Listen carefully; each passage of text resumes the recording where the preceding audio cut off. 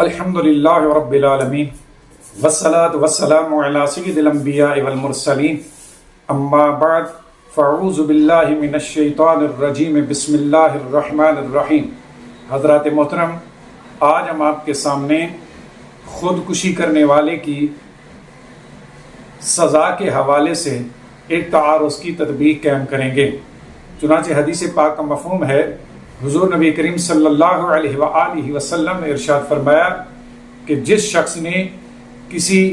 پہاڑ سے چھلانگ لگا کر اگر خودکشی کی اور وہ اس میں ہلاک ہو گیا تو وہ جہنم میں اسی طرح ہمیشہ کے لیے تسلسل کے ساتھ چھلانگ لگاتا رہے گا اور اس عذاب میں مبتلا رہے گا۔ اسی طرح اگر کوئی شخص زہر پی کر خودکشی کر لیتا ہے تو وہ جہنم میں ہمیشہ اسی طرح زہر کے عذاب میں مبتلا رہے گا۔ اسی طرح آگے ارشاد فرمایا کہ جس شخص نے لوہے کے ذریعے خود کو ہلاک کیا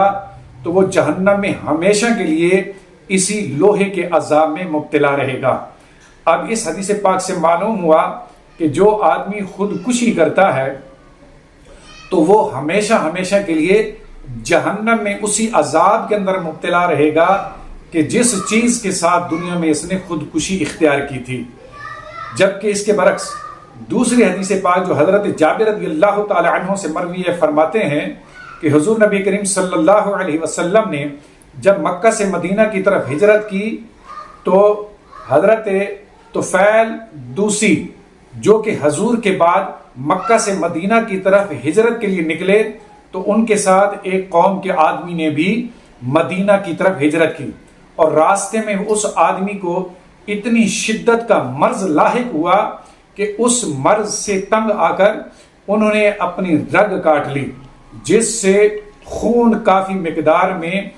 ضائع ہو جانے کی وجہ سے اس کی موت واقع ہو گئی۔ اب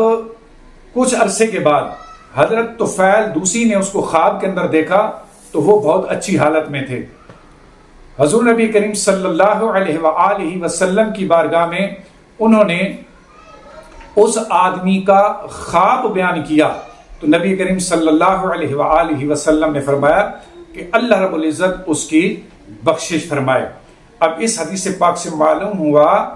کہ خودکشی کرنے والا یہ بروز حشر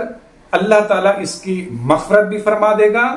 اور حدیث پاک سے یہ بات ثابت ہوئی کہ نبی محتشم صلی اللہ علیہ وسلم نے اس خودکشی کرنے والے کے لیے مغفرت اور بخشش کی دعا بھی فرمائی، جس سے معلوم ہوا کہ خودکشی کرنے والا ہمیشگی کے لیے داخل جہنم نہیں ہوگا۔ جبکہ اس کے برعکس پہلی حدیث میں حضور نے فرمایا کہ جس نے مندرجہ ذیل چیزوں سے خودکشی کی تو وہ ہمیشہ کے لیے جہنم میں اسی عذاب کے اندر مبتلا رہے گا۔ دونوں حدیثوں میں اس حوالے سے بظاہر تعارض معلوم ہوتا ہے۔ اب اس تعارض کے درمیان تطبیق کس طرح قائم ہوگی کہ یاد رکھیے، جس مومن نے حالات سے تنگ آ کر اگر کسی چیز کے ساتھ خودکشی کی اور اس کی موت ایمان کی سلامتی پر واقع ہوئی تو ایسا خودکشی کرنے والا بروز حشر اگر اللہ چاہے گا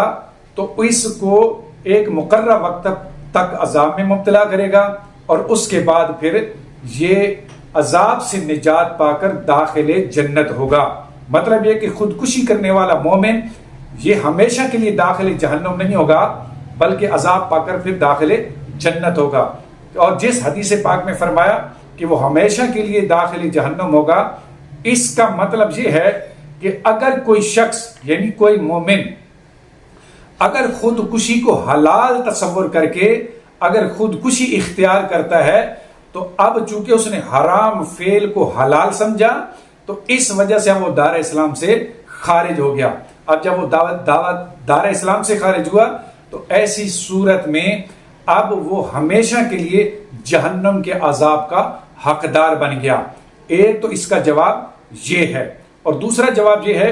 کہ حدیث پاک میں ہمیشگی یعنی جو خلود کا لفظ استعمال ہوا جس کا معنی ہمیشگی ہوتا ہے،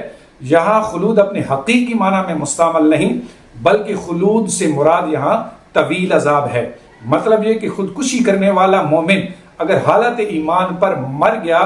تو وہ ایک طویل عرصے تک داخل جہنم رہے گا، اور اس کے بعد جتنا رب چاہے گا اس کو عذاب دے گا اور اس کے بعد پھر نجات پا کر یہ داخل جنت ہوگا۔ لہذا اگر اس تطبیق کو تسلیم کر لیا جائے تو دونوں حدیثوں کے درمیان تعارض بھی ختم ہو جائے گا اور اس حل کے بعد اختلاف بھی ختم ہو جائے گا۔